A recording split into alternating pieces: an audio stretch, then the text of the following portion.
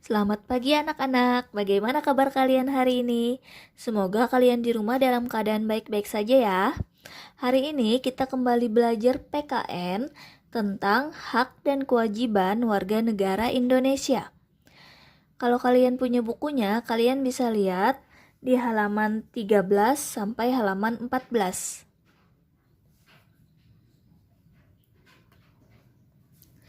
Nah, sekarang kita langsung saja ya membahas tentang hak warga negara Indonesia. Hak akan kita terima setelah melaksanakan kewajiban atau kewajiban harus kita laksanakan sebelum menerima hak. Berikut hak anak di rumah dan di sekolah.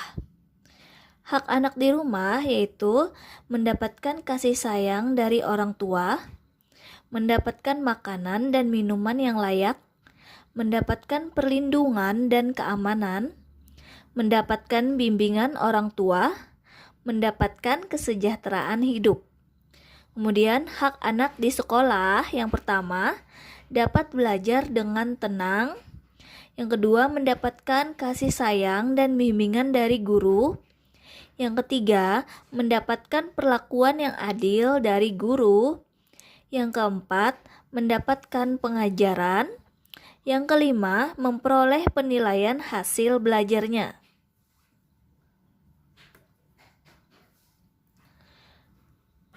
Hak warga negara Indonesia sesuai dengan Undang-Undang Dasar Negara Republik Indonesia tahun 1945 atau sering disebut dengan UUD 1945 antara lain: A.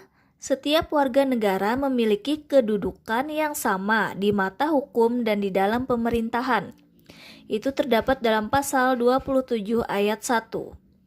Yang B. Setiap warga negara berhak atas pekerjaan dan penghidupan yang layak. Terdapat dalam pasal 27 ayat 2. Yang C. Setiap warga negara berhak dalam usaha pembelaan negara.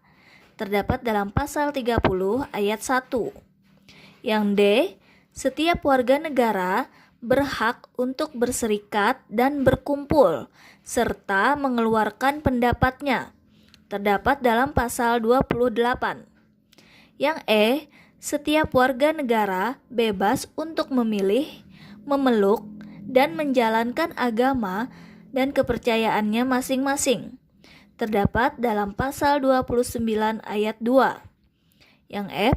Setiap warga negara berhak memperoleh pendidikan dan pengajaran.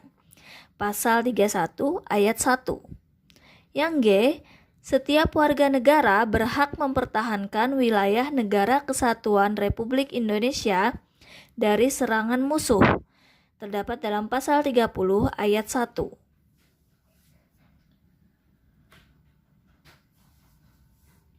Kewajiban warga negara Indonesia.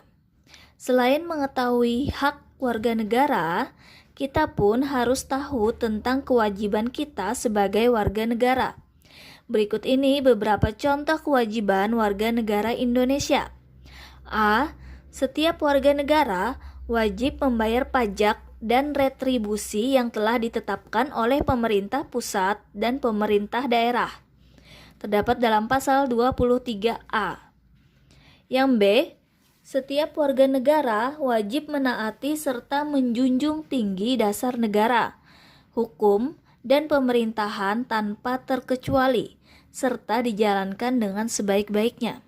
Terdapat dalam pasal 27 ayat 1. Yang C. Setiap warga negara memiliki kewajiban untuk berperan serta dalam membela, mempertahankan kedaulatan negara Indonesia dari serangan musuh. Terdapat dalam pasal 30 ayat 1. Yang D. Setiap warga negara wajib untuk menghormati hak asasi orang lain dan menjunjung tinggi moral, nilai agama, keamanan, dan ketertiban umum. Yang E. Setiap warga negara wajib turut serta dalam pembangunan untuk membangun bangsa agar bangsa kita berkembang dan maju ke arah yang lebih baik. Yang F. Setiap warga negara wajib untuk mengikuti pendidikan dasar yang sepenuhnya dibiayai oleh negara.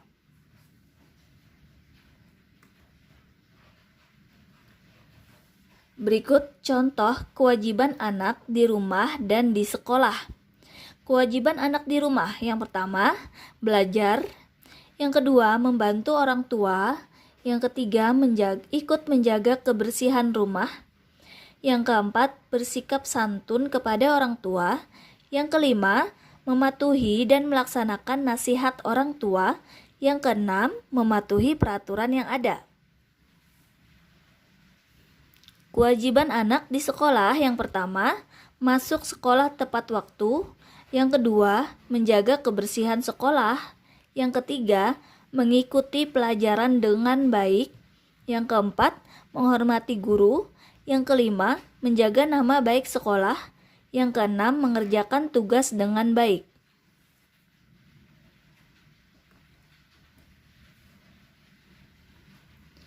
Kerjasama. Kerjasama adalah kegiatan atau usaha yang dilakukan oleh beberapa orang untuk mencapai tujuan bersama.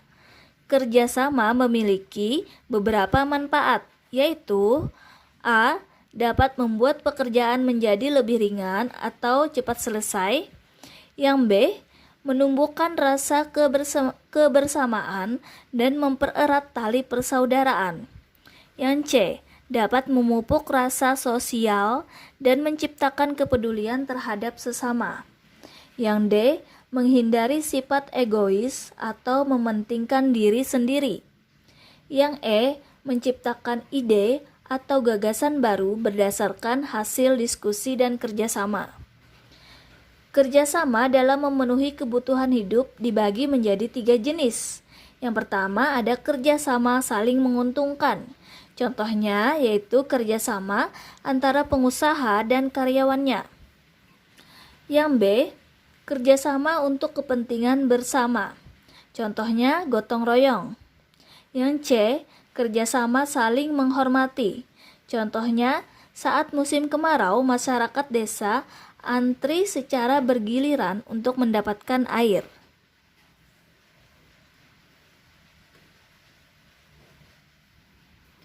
Nah, untuk tugas kalian hari ini ada 5 tugas. Yang pertama, 1. Sebutkan 2 hak anak di rumah. 2. Sebutkan 2 hak anak di sekolah. 3. Sebutkan 2 kewajiban anak di rumah. 4. Sebutkan 2 kewajiban anak di sekolah. 5. Sebutkan 2 manfaat kerjasama.